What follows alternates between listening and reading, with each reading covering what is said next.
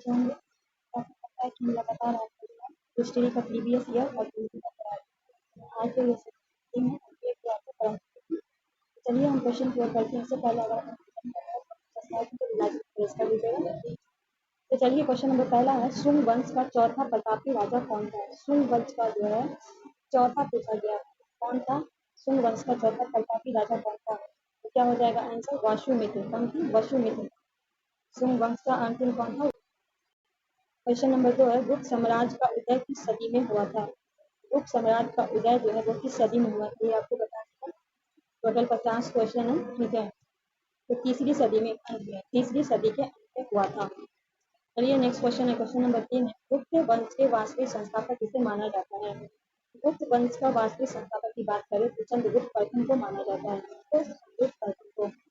Next question है, question number 4 है, भारत में चांदी की उपलब्धता के प्राचीनतम साक्ष्य किससे मिलते हैं?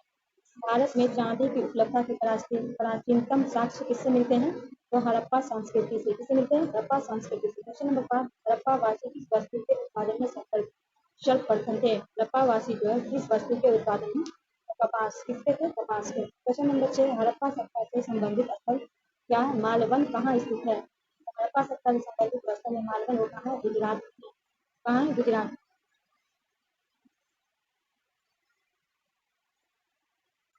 नेक्स्ट है, ऋग्वेद में मंडलों की संख्या कितनी है?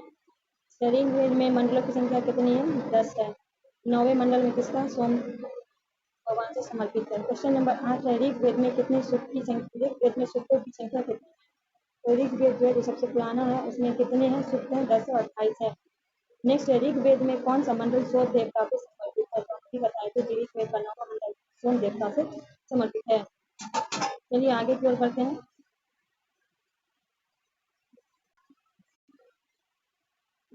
क्वेश्चन नंबर 10 है, 10 राजयुद्ध का विवरण किस वेद से मिलता है? 10 राजयुद्ध हुआ था, उसका विवरण किस वेद से मिलता है? किस वेद से जानेंगे? ऋग वेद से। वेद कितने? टोटल 4 है। नेक्स्ट है, संगम का क्या ताल है?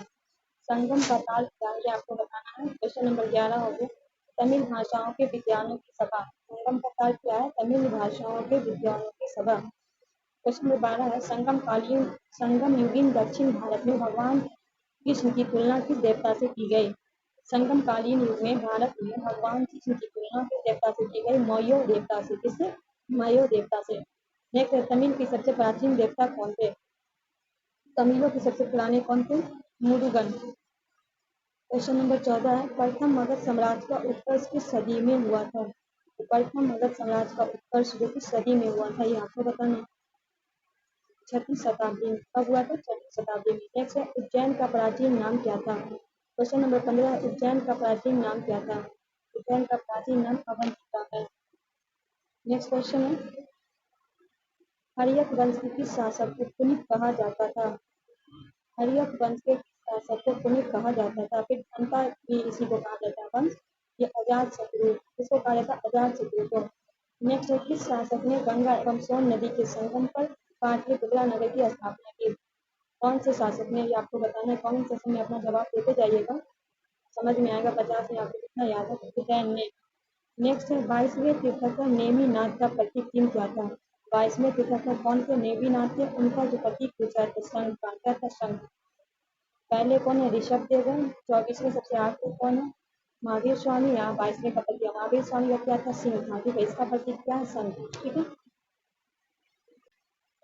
जैन धर्म में अंतिम तीर्थंकर का नाम क्या था? तभी हम बताए थे कि टोटल 24 है, सबसे अंतिम में कौन है? महावीर स्वामी। नेक्स्ट है, महावीर स्वामी के अनुयायी क्या कहलाते थे? महावीर स्वामी के अनुयायी को क्या कहलाते थे? बताना। निकरण। क्या कहलाते थे? निकरण। क्वेश्चन नंबर 21 है, विशाख दत्त की मुद्रा रक्ष चंद्रगुप्त के लिए किस शब्द का प्रयोग किया? विशाख दत्त की किताब है मुद्रा रक्ष में चंद्रगुप्त के लिए किस शब्द का प्रयोग किया गया था? विशल शब्द। क्या है? विशल शब्द का प्रयोग किया गया था। नेक्स्ट, सेल्यूकस ने अपने राजदूत मेगास्थनीज को किसके दरबार में भेजा था? सेल्यूकस का ये था राजदूत था कौन? मेगास्थनीज को किसके दरबार में आया था? चंद्रगुप्त के दरबार में। नेक्स्ट है, इंडिका किसकी रचना थी? इंडिका किसकी थी? मेगास्थनीज की। किसकी थी? मेगास्थनीज की। क्वेश्चन नंबर 24 है, शुंग वंश की राजधानी थी। शुंग वंश की राजधानी कहाँ थी? विदिशिया। नेक्स्ट है, पुष्यमित्र शुंग किसके सेनापति था? तो पुष्यमित्र शुंग किसका सेनापति था? पुष्यमित्र किसका था? मौर्य का था। किसका था? शुंग वंश का याद रखिएगा ये किसका था, मौर्य का सेनापति था। नेक्स्ट समुद्रगुप्त राजगद्दी पर कब बैठा? इसे भारत का नेपोलियन कहा जाता है। किसका? भारत का नेपोलियन। तो ये गद्दी पर कब बैठा? समुद्रगुप्त 355 में। नेक्स्ट है समुद्रगुप्त किस प्रकार का शासक था?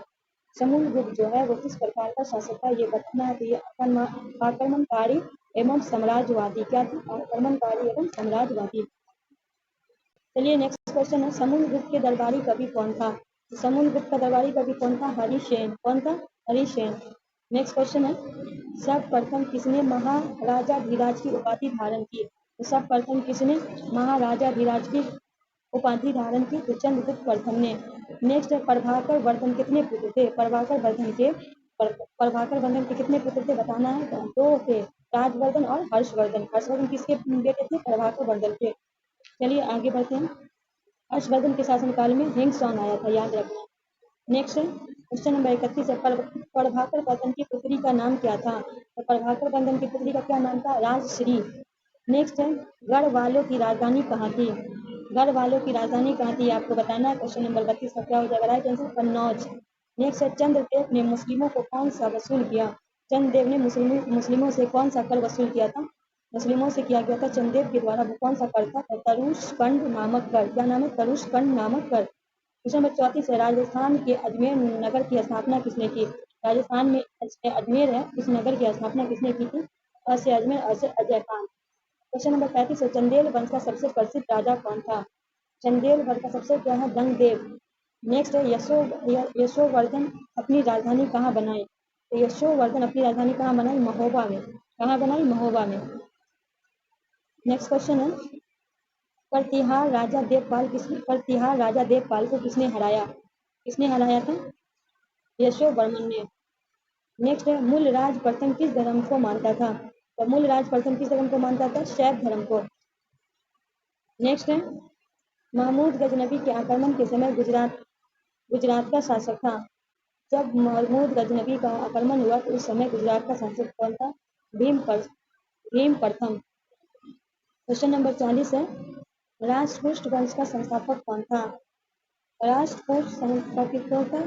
दंती दुर्ग। नेक्स्ट है दंती दुर्ग ने अपनी राजधानी कहाँ बनाई? तो दंती दुर्ग ने अपनी कहाँ बनाई? मानखेत या मालखंड। नेक्स्ट है गोपाल किस धर्म का अनुयायी था? बौद्ध धर्म का। नेक्स्ट है पल्लव वंश का वास्तविक संस्थापक किसे माना जाता है? तो पल्लव वंश का किसे माना जाता है? सिंह विष्णु को। नेक्स्ट है कीर्ति प्रथम ने गोवा को जीतकर उसका नाम क्या रखा? कीर्ति प्रथम ने गोवा को जीतकर उसका नाम क्या रखा? श्वेत द्वीप। नेक्स्ट है गुलाम वंश की स्थापना कब की गई? 1206 में। नेक्स्ट है कुतुबुद्दीन ऐबक कहाँ का गवर्नर था? दिल्ली का। नेक्स्ट है खिलजी किस वर्ग के थे? तो खिलजी किस वर्ग के थे? सर्वहारा वर्ग के। 48 है किसने कहा था कि राजा धरती पर ईश्वर की प्रतिनिधि हो? किसने कहा था राजा धरती पर ईश्वर की प्रतिनिधि हो? बलबन के द्वारा ये बात कही गई थी। होता है। क्वेश्चन नंबर 49 है अमीर खुसरो को किस गायन शैली का जन्मदाता माना जाता है? अमीर खुसरो को किस गायन शैली का? कव्वाली का। क्वेश्चन नंबर 50 है कुतुबुद्दीन ऐबक का अर्थ है कुतुबुद्दीन ऐबक का क्या अर्थ होता है? चंद्रमुखी। क्या होता है? चंद्रमुखी। दोस्तों आई होप ये सेशन अच्छा लगा होगा। अच्छा लगा तो कुछ नहीं करना, बस मुझे मोटिवेट करने के लिए एक लाइक करके शेयर कर दीजिएगा और नया चैनल को सब्सक्राइब कर लीजिएगा। मिलते हैं इसी तरह की वीडियो के साथ, तब तक के लिए हमें दीजिए इजाजत। अल्लाह हाफिज़। हाँ, कमेंट सेक्शन में हमें जरूर बताइएगा ये 50 क्वेश्चन में आपको कितना याद था, कितना आपने हमारा आंसर देख के आंसर किया, कितना आपको कितना क्वेश्चन न्यू लगा या इससे पहले ये क्वेश्चन आप कर चुके थे। तो मिलते हैं हम नेक्स्ट वीडियो में, तब तक के लिए हमें दीजिए इजाजत। अल्लाह हाफिज़।